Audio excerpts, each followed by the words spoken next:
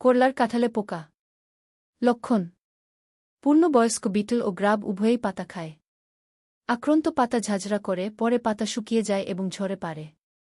প্রতিকার: ক্ষেত পরিষ্কার পরিচ্ছন্ন রাখা, গাছে ছাই ছিটানো, পরজীবী বলতা সংরক্ষণ করা, ডিম ও কীরা নষ্ট করা এবং পোকা সংগ্রহ করে মেরে ফেলা। শতকরা 1.0 পাতা পোকা দ্বারা আক্রান্ত হলে প্রতি লিটার পানিতে ডেনিটল ট্রিবন 1 মিচলিক বা সুমিথিয়ন 2 মিচলিক বা সেভিন 2 গ্রাম মিশিয়ে স্প্রে করা।